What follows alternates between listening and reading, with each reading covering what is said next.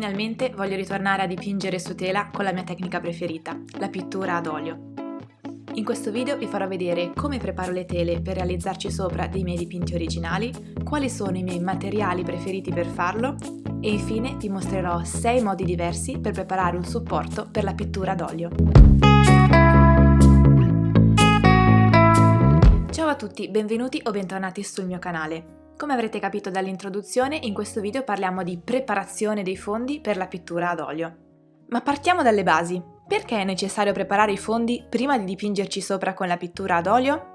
L'imprimitura, quindi la preparazione della tela o del supporto, serve fondamentalmente a proteggere il supporto, che si tratti di una tela, di un foglio di carta oppure di un pannello di legno, rende la superficie più propensa a ricevere il colore, aumentando il potenziale di adesione della pittura sul supporto, ci permette di creare una texture interessante, un bel fondo strutturato per i nostri dipinti che risulterà molto più bello e professionale rispetto alla classica trama della tela non preparata. Infine, se utilizziamo un fondo colorato, questo influisce sulla scelta e la resa dei colori che utilizzeremo per dipingere e inoltre se faremo una sottopittura con i valori tonali ci aiuteremo nella fase di realizzazione del chiaroscuro. Ora vi mostrerò 6 modi diversi per preparare un supporto per la pittura ad olio che potete applicare alla carta, alla tela e anche al legno. Prima di passare a questi metodi però vi invito a lasciarmi un bel like e ad iscrivervi al mio canale per vedere ogni settimana nuovi video gratuiti su disegno e pittura. La superficie su cui preparerò il fondo oggi è questa carta per olio Winsor & Newton, una carta 230 grammi che imita l'effetto della tela.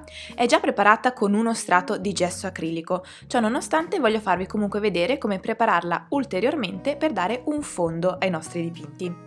Il primo tipo di fondo, il primo strumento che voglio farvi vedere è proprio il gesso acrilico. Questo è il gesso acrilico bianco di Lefranc Bourjois. Questa è la vernice generalmente più utilizzata per preparare i fondi. Io lo umidisco poco il pennello e poi asciugo l'eccesso di acqua prima di intingere il pennello nel gesso acrilico. Dopodiché lo stendo con un pennello largo e se voglio lascio visibili i segni delle pennellate. Questi rimarranno una volta che il gesso acrilico si asciuga. Questo gesso acrilico è perfettamente bianco e già predosato, quindi non serve che venga diluito. Non è ingiallente ed è già pronto per essere applicato su tutti i supporti porosi, inclusi tela, carta, legno, ma anche pietra o intonaco. È la base perfetta per la pittura acrilica, vinilica, per gli smalti e soprattutto per la pittura ad olio. Per avere un effetto extra liscio, quando asciuga si può carteggiare la superficie, invece se preferiamo un effetto più texturizzato possiamo usare la spatola oppure delle setole dure e poi lasciare visibili i segni delle pennellate. Il gesso acrilico asciuga in circa 30 minuti e la finitura è opaca. Non si può mescolare né con la trementina né con i colori ad olio, ma con i colori acrilici sì. In questo modo potrete ottenere un fondo colorato, ma lo vediamo meglio successivamente. Infine vi consiglio per le superfici molto porose di applicare più strati di gesso acrilico, almeno 2 con pennellate incrociate. Un altro tipo di vernice ideale per preparare i fondi sono i colori flash di Lefranc Bourjois. Sono dei colori di qualità extra fini dalle caratteristiche ottiche uniche. Infatti sono formulati con pigmenti di alta qualità, molto vividi e ad alta densità. La texture dei colori flash è cremosa ed elastica e consente di coprire ampie superfici con poco prodotto. Con la stessa quantità di prodotto infatti consente di coprire una superficie circa 5 volte superiore rispetto all'acrilico classico. Sull'etichetta dei colori flash vediamo che si tratta di un'emulsione vinilica extra fine, coprente senza riflesso, opaca multisupporto e qui vediamo in particolare 3 stelline, ovvero un'ottima resistenza alla luce nel tempo. La stabilità dei colori flash è garantita su tutti i tipi di supporto, come legno, tela, tessuto, cuoio, metallo, carta e poliestere. Il quadratino pieno significa che si tratta di un colore opaco, e la M significa che si tratta di un colore miscelabile con altri. Qui dietro vediamo la lista di pigmenti che compongono questo colore specifico. Questo è il blu cenere e qui in alto vediamo il numerino che identifica questo colore. La gamma Flash è composta da 76 tinte, di cui 38 monopigmento, tra cui di quelle che ho io il blu Hoggar che è un blu ftalo, l'ocra rossa, la terra d'ombra bruciata e l'ocra gialla. Ora vi mostrerò tutti i colori che ho io a partire dall'avorio. Ma per gli amanti dei colori più pazzerelli ci sono anche 12 tonalità iridescenti e 6 colori fluo. Vi lascio qui sotto nella descrizione del video il link alla cartella colore della gamma Flash. Io ho scelto 9 tonalità che secondo me sono perfette per essere dei fondi ai miei dipinti. Questo è il grigio rosa, che quando si asciuga diventa un pochettino più scuro. Questo è il verde grigio e con queste 3 tonalità pastello molto chiare vi farò vedere come ho preparato 3 tele per realizzare dei miei dipinti. Questo è l'ocra gialla, un mezzotono molto opaco e coprente.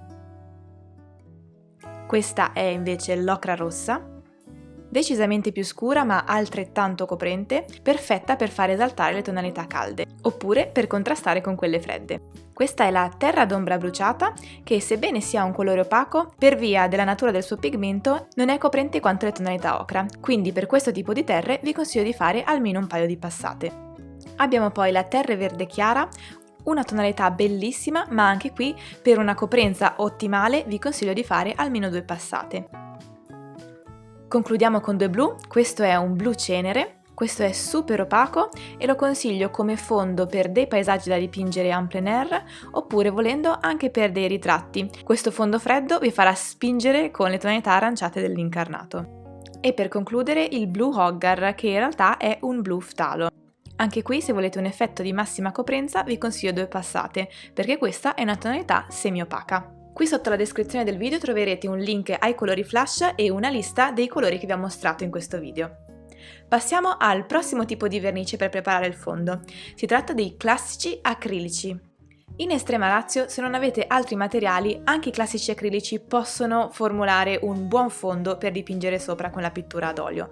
Tuttavia, per il fatto che gli acrilici hanno un corpo molto sottile e non mantengono spesso la struttura delle pennellate, si tratta di un fondo che può essere debole o non troppo duraturo, se utilizzato da solo.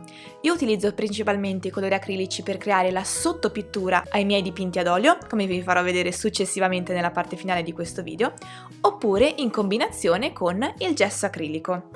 Combinando la potenza adesiva e di preparazione del supporto del gesso acrilico con il colore e la rapidità di essicazione della pittura acrilica classica, otterremo un fondo colorato, la cui tonalità possiamo miscelare a nostro piacimento. La coprenza e il bianco del gesso acrilico conferiscono un'altissima opacità al colore, anche se si tratta, come in questo caso, di un colore semiopaco. Se però vogliamo preparare un supporto senza andare a coprirlo, la scelta ideale è il gesso trasparente.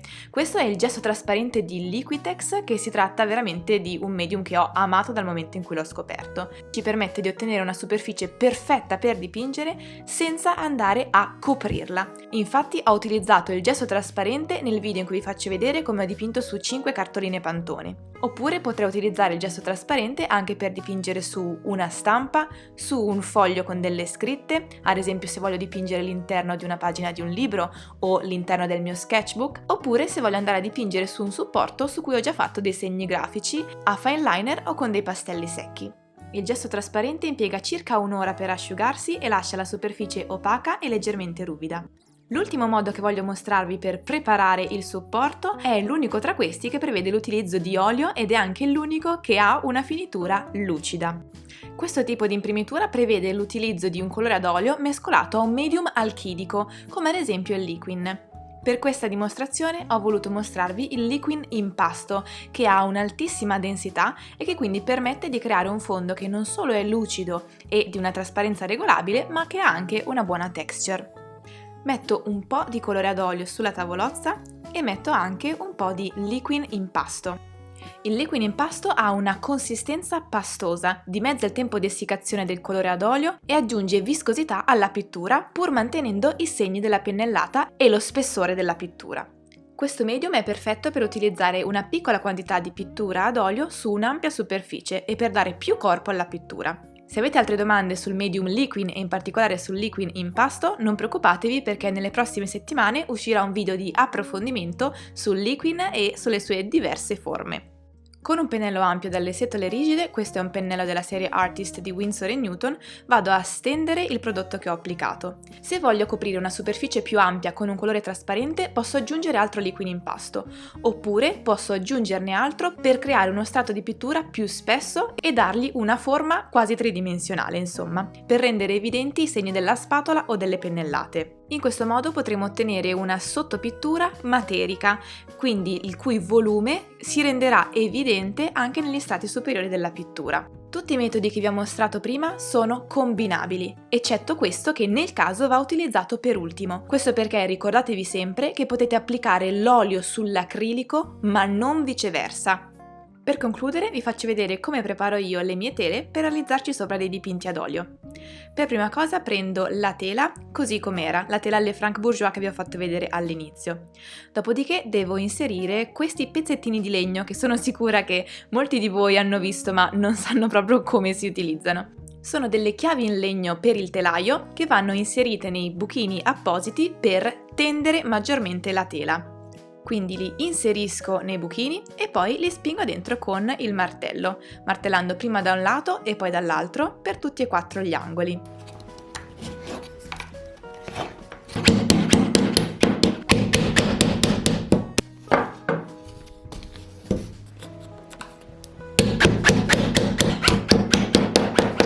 Dopodiché la tela dovrebbe essere bella tesa e suonare un po' come un tamburo.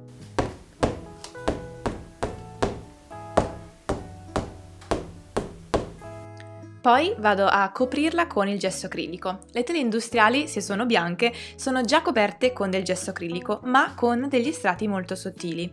A me piace fare un altro strato di gesso acrilico per dare una maggiore texture, un maggiore spessore con dei segni di pennellate alla tela. Questo conferisce al dipinto immediatamente una struttura, una base pittorica molto più interessante e devo dire anche più professionale. In questo caso non voglio ottenere una superficie liscia, come vi dicevo, quindi voglio proprio lasciare i segni delle pennellate incrociate o oblique ed utilizzo un pennello con delle setole dure. Se volessi una superficie più liscia, come già vi dicevo nel video, posso carteggiarla una volta asciutta. Vedete qui la texture che rimane molto diversa da quella della tela nuda. Dopodiché, una volta che si asciuga il gesso acrilico, ci applico sopra i colori flash. Ora sto preparando 3 tele. La prima tra queste la preparo con il grigio rosa. Posso stendere il colore direttamente col pennello oppure con la spatola per utilizzare meno colore. La spatola infatti consente di spalmare bene il colore sulla tela e di non farlo impregnare nelle setole del pennello. La seconda tela la preparo con il verde grigio. Anche qui lo applico prima con la spatola e poi stendo la vernice con il pennello. Come già vi dicevo, i colori flash sono già formulati perfettamente per essere stesi, quindi non richiedono diluizione.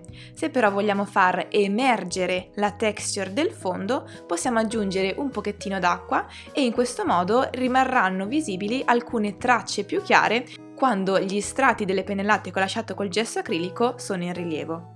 Se questo processo di stesura con la spatola vi sembra super soddisfacente, vi assicuro che dal vivo lo è ancora di più, specialmente per chi come me è un grande spalmatore di marmellata o di maionese sulle fette di pane. Ed ecco qui le 3 tele preparate. Qui vedete molto chiaramente le tonalità flash avorio, verde grigio e grigio rosa. Come vi dicevo, non volevo un fondo completamente opaco, ma volevo che ci fosse anche un po' di texture a livello chiaroscurale. Quindi diluendo un po' il colore vedete che è emersa la trama materica del fondo. Infine, su questa superficie vado a realizzare una sottopittura con gli acrilici in modo che siano già scanditi i valori chiaroscurali. Questo mi aiuterà poi nella stesura della pittura ad olio, sia per quanto riguarda appunto il chiaroscuro, ma anche per quanto riguarda la scelta delle tonalità. Infatti vedete che qui ho utilizzato un rosa molto acceso perché voglio che questo dipinto abbia delle tonalità pastello, specialmente per quanto riguarda i rosa, gli azzurri e i verdi. Vedremo poi come uscirà fuori, ve lo farò vedere in uno dei prossimi video. Quindi se non volete perdervi il risultato finale di questo dipinto, non dimenticatevi di iscrivervi al mio canale cliccando sul pulsante iscriviti qui sotto e di attivare la campanella delle notifiche. Bene, spero che questo video vi sia stato utile per capire come preparare i fondi per la pittura ad olio. Se vi restano delle domande, scrivetemele nei commenti qui sotto al video. Nella descrizione del video invece troverete tutti i materiali che ho utilizzato e anche la cartella colori della gamma Flash. Se questo video vi è stato utile non dimenticate di lasciarmi un bel like. Noi ci vediamo settimana prossima in un nuovo video. Ciao!